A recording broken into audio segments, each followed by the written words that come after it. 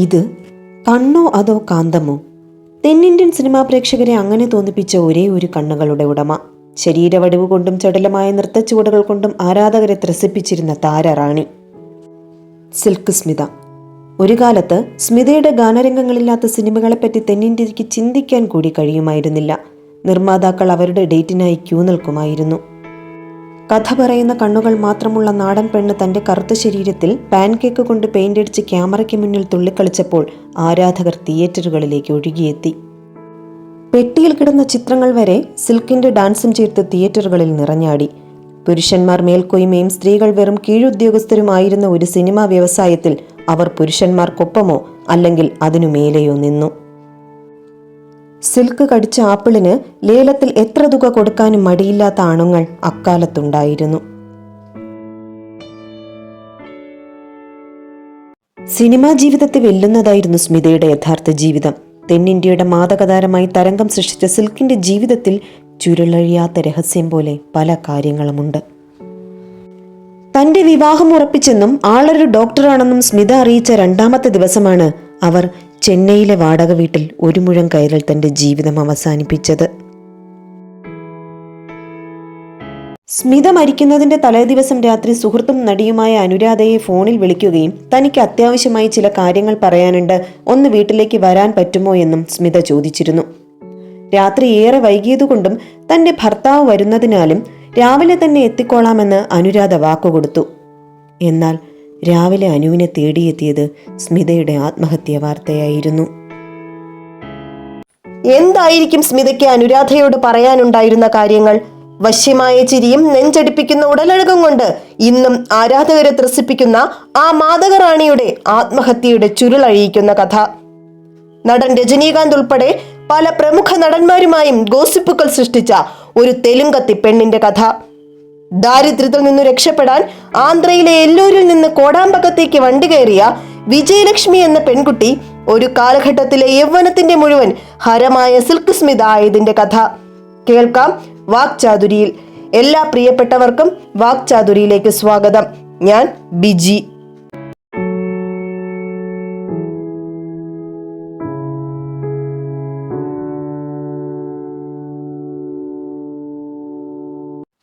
വിടർന്ന കണ്ണുകളും ആകർഷകമായ ചിരിയും ജ്വലിക്കുന്ന സൗന്ദര്യവുമായി 80കളിൽ തെന്നിന്ത്യൻ സിനിമാ ലോകം അടക്കിവാണ നടിയായിരുന്നു സിൽക്ക് സ്മിത. 17 വർഷക്കാലം നീണ്ടുനിന്ന തന്റെ അഭിനയ ജീവിതത്തിൽ മലയാളം, തമിഴ്, തെലുങ്ക്, കന്നഡ, ഹിന്ദി ഭാഷകളിലായി ഏകദേശം 450-ലധികം ചിത്രങ്ങളിൽ സ്മിത തിളങ്ങി. വെള്ളിത്തിരയെ ഹരം പിടിപ്പിച്ച അവർ ഇന്ന് ജീവിച്ചിരുന്നെങ്കിൽ ഇക്കഴിഞ്ഞ ഡിസംബറിൽ 63 തികഞ്ഞേനെ. 1960 ഡിസംബർ 2 ആന്ധ്രയിലെ എല്ലൂരിൽ രാമല്ലു സരസമ്മ ദമ്പതികളുടെ മകളായിട്ടാണ് വിജയലക്ഷ്മി വല്ലപ്പതി ജനിച്ചത്. വീട്ടിൽ ഒരുപാട് സാമ്പത്തിക പരാധീനതകൾ ഉള്ളതുകൊണ്ട് വിജയലക്ഷ്മിക്ക് 4ാം ക്ലാസ്സിൽ തന്നെ പഠനം ഉപേക്ഷിക്കേണ്ടി വന്നു. തുടർന്ന് 14ാം വയസ്സിൽ വിവാഹം.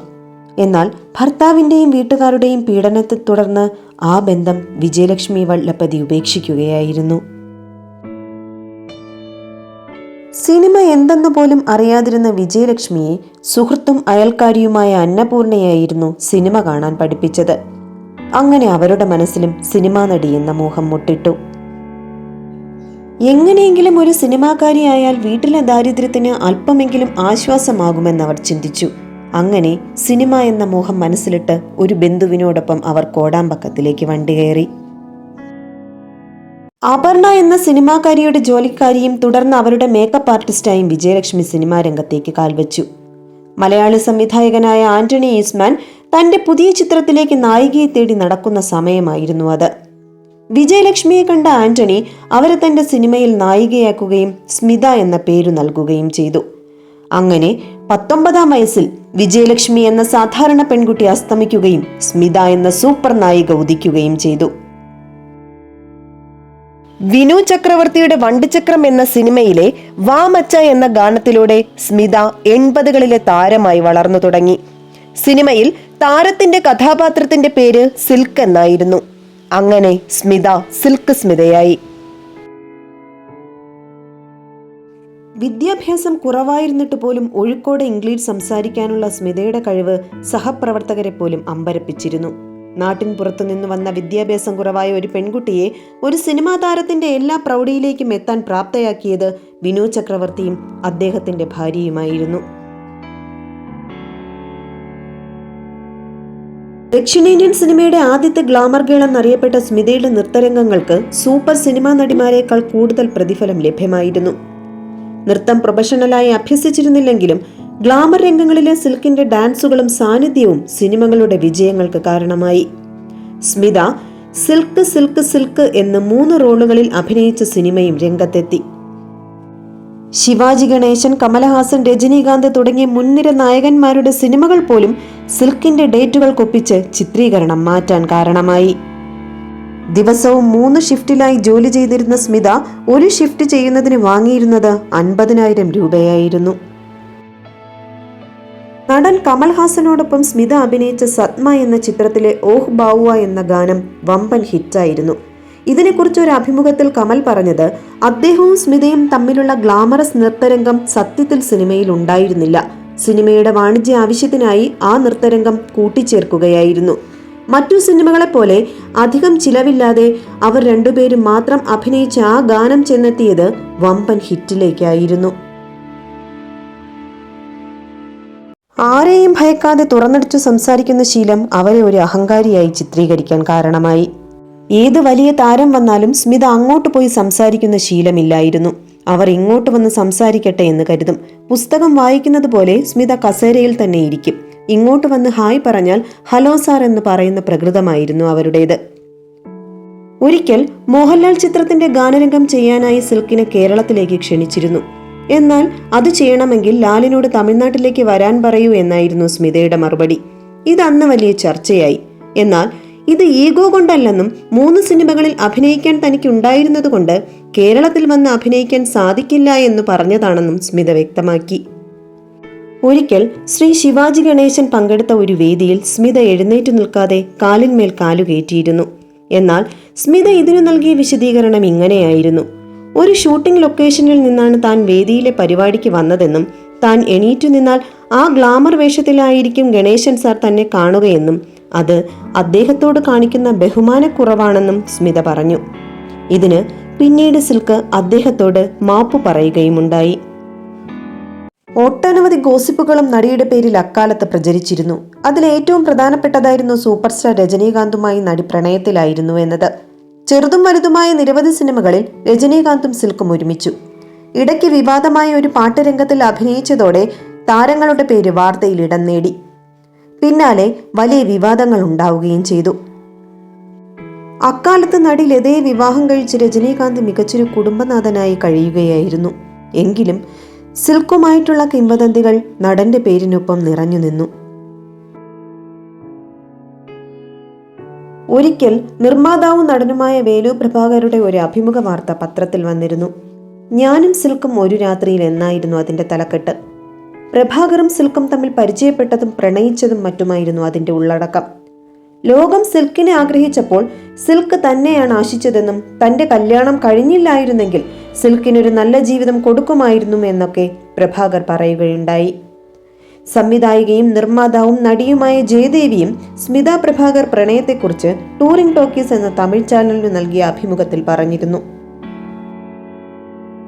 ഇത്തരത്തിൽ നടിയുടെ പേരിനൊപ്പം പല പ്രമുഖരുടെയും പേരുകൾ ചേർക്കപ്പെട്ടിരുന്നു. സിനിമയ്ക്ക് വേണ്ടിയും അല്ലാതെയും പലരും തന്നെ ഉപയോഗിച്ചിരുന്നതായി സിൽക്ക് ഒരിക്കൽ പറഞ്ഞു. ഒരിക്കൽ സംവിധായകനായ കല്ലൂർ ടെന്നീസിനോട് സ്മിത ഗ്ലാമർ റോളുകൾ ചെയ്തു മടുത്തെന്നും അഭിനയ പ്രാധാന്യമുള്ള ഏതെങ്കിലും വേഷം ചെയ്യണമെന്ന് ആഗ്രഹമുണ്ടെന്നും അങ്ങനെ ഒരു വേഷം വന്നാൽ തീർച്ചയായും തന്നെ വിളിക്കണമെന്നും സ്മിത ആവശ്യപ്പെട്ടിരുന്നു. അങ്ങനെയാണ് തുമ്പോളിക്കടപ്പുറം എന്ന സിനിമയിലെ ക്ലാര എന്ന വേഷം സ്മിത ചെയ്യുന്നത്. അത് നല്ലൊരു വിജയവുമായിരുന്നു.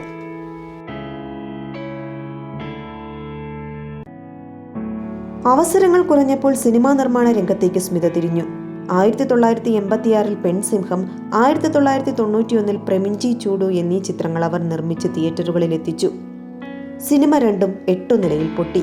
മൂന്നാമതൊരു സിനിമയും നിർമ്മിച്ചു. ഈ ചിത്രം പാതിവഴിയിൽ നിൽക്കുമ്പോഴാണ് കോടികളുടെ ബാധ്യതയുമായി സിൽക്ക് ഫാനിൽ ജീവിതം അവസാനിപ്പിച്ചത്.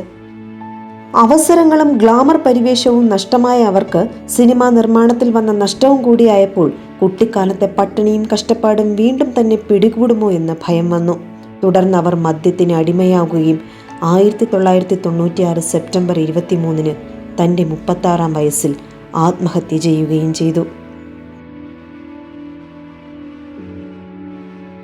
എന്നാൽ സ്മിതയുടെ ആത്മഹത്യയെ സംബന്ധിച്ച് ദുരൂഹത ഉയർത്തുന്ന സംഭവം എന്തെന്നാൽ, മരിക്കുന്നതിന് ഏതാനും ദിവസങ്ങൾ മുമ്പ് മാത്രമാണ് വളരെ സന്തോഷത്തോടെ സ്മിത താൻ താമസിച്ചു കൊണ്ടിരിക്കുന്ന വാടക വീട് സ്വന്തമായി വാങ്ങാനുള്ള അഡ്വാൻസ് പണം നൽകുന്നത്.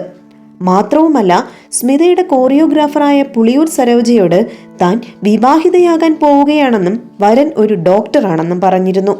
സ്മിത വളരെ ആഹ്ലാദത്തോടെ കുറെ ആഭരണങ്ങൾ കൊണ്ടുവന്ന് സരോജയെ കാണിക്കുകയും ഇതൊക്കെ തനിക്ക് വളരെ ഇഷ്ടപ്പെട്ടതാണെന്നും വിവാഹത്തിന് അണിയാനുള്ളതാണെന്നും പറഞ്ഞിരുന്നു.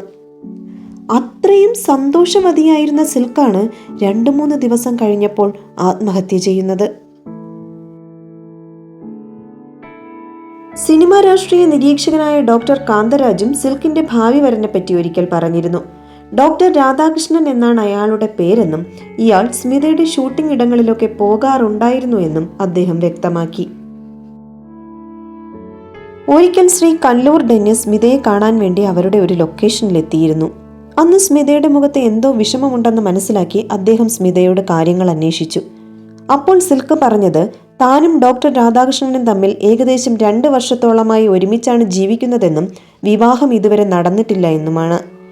ചെന്നൈയിലുള്ള വീട് അയാളുടെ പേരിലാണുള്ളതെന്നും തന്റെ സമ്പാദ്യം മുഴുവൻ അയാൾക്ക് വേണ്ടിയാണ് ചിലവാക്കിയതെന്നും സ്മിത സങ്കടത്തോടെ കല്ലൂർ ഡെന്നിസിനോട് പറഞ്ഞു. ഇതുമാത്രമല്ല, അയാൾ വിവാഹിതനാണെന്നും ഭാര്യയും ഒരു മകനും അയാൾക്കുണ്ടെന്നും വളരെ വൈകിയാണ് താൻ അറിഞ്ഞതെന്നും സ്മിത വ്യക്തമാക്കി. ആ മകനെ തന്റെ സ്വന്തം മകനായി കാണുമെന്നും ഉടൻ തന്നെ തന്റെ വിവാഹം ഉണ്ടായിരിക്കുമെന്നും സിൽക്ക് പറയുകയും ചെയ്തിരുന്നു. എന്നാൽ സിൽക്കിന്റെ മരണശേഷം ഡോക്ടർ രാധാകൃഷ്ണനെ പറ്റി യാതൊരു വിവരവും ഉണ്ടായിരുന്നില്ല. അമ്മയും സഹോദരനും ഉണ്ടെന്ന് പറയുന്നുണ്ടെങ്കിലും അവരെ ഒരിക്കലും കണ്ടിട്ടേയില്ലെന്നാണ് നടിയും സുഹൃത്തുമായ അനുരാധ പറയുന്നത്. മരണത്തലേന്ന് സ്മിത വിളിച്ചപ്പോൾ പോയിരുന്നെങ്കിൽ ചിലപ്പോൾ അവർ ആത്മഹത്യ ചെയ്യുമായിരുന്നില്ല എന്നും അനുരാധ ദുഃഖത്തോടെ ഓർക്കുന്നു. സാമ്പത്തിക ബുദ്ധിമുട്ടുകളും കരിയറിലെ വീഴ്ചയും അട്ടയെപ്പോലെ സ്മിതയുടെ സമ്പാദ്യം ഊറ്റിയെടുത്ത വിശ്വസ്തരുടെ ചതിയുമാണ് അവരെ ആത്മഹത്യയിലേക്ക് നയിച്ചതെന്ന് പറയുന്നുണ്ടെങ്കിലും മരണത്തിന്റെ യഥാർത്ഥ കാരണം സ്മിതയുടെ ആത്മഹത്യാക്കുറിപ്പിലുണ്ടായിരുന്നു.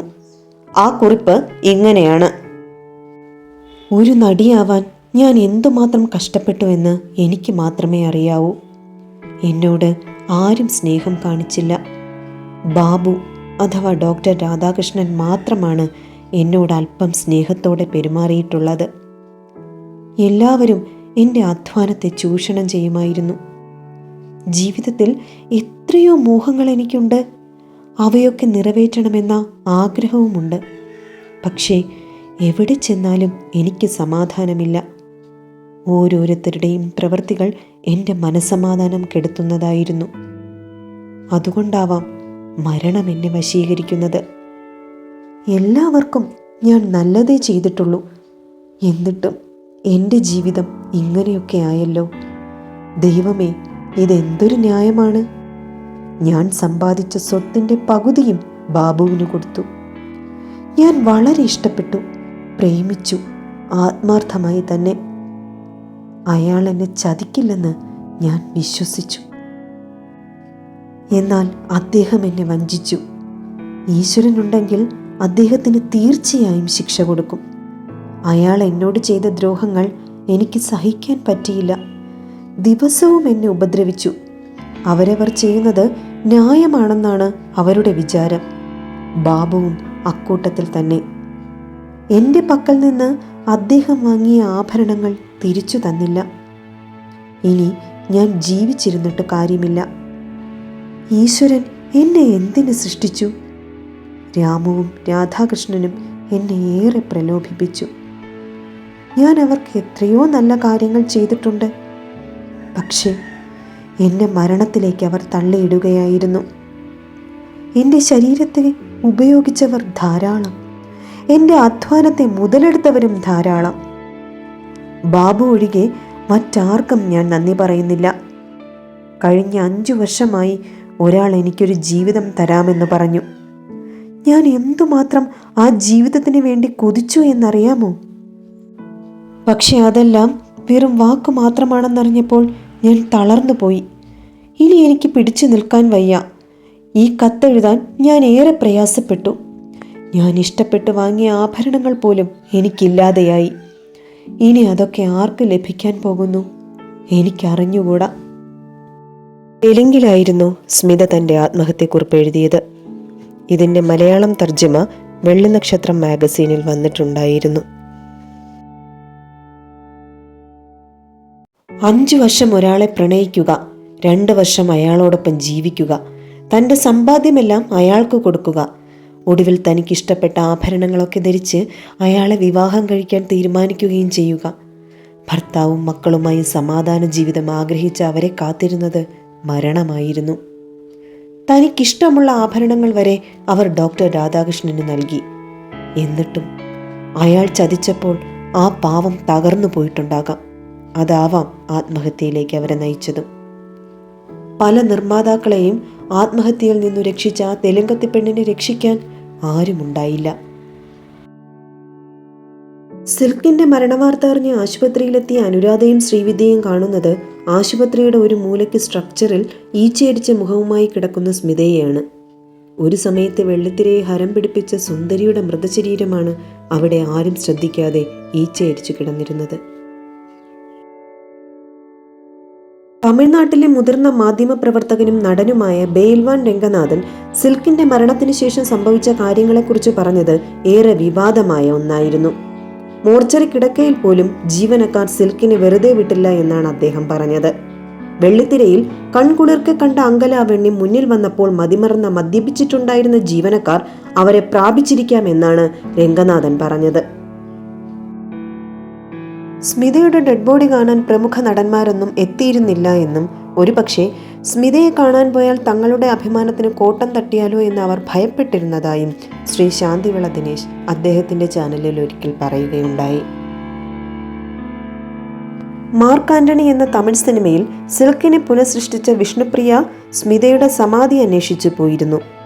AVM സ്റ്റുഡിയോയുടെ പിൻഭാഗത്താണ് അടക്കിയതെന്ന് ചിലർ പറഞ്ഞപ്പോൾ വിഷ്ണുപ്രിയ അവിടെ എത്തി. എന്നാൽ ഇവിടെയല്ല, വേറൊരിടത്ത് സ്മിതയെ ദഹിപ്പിച്ചു എന്നും ചിതാഭസ്മം അവരുടെ അമ്മ നാട്ടിലേക്ക് കൊണ്ടുപോയെന്നും ചിലർ വിഷ്ണുപ്രിയയോട് പറഞ്ഞു. തെന്നിന്ത്യൻ സിനിമാ രംഗത്ത് ചുരുങ്ങിയ കാലം കൊണ്ട് സിൽക്ക് സ്മിത ഉണ്ടാക്കിയ തരംഗം ചെറുതല്ല. 1995 ചിത്രീകരിച്ച തങ്കത്താമരയാണ് സിൽക്കിന്റെ അവസാന ചിത്രം.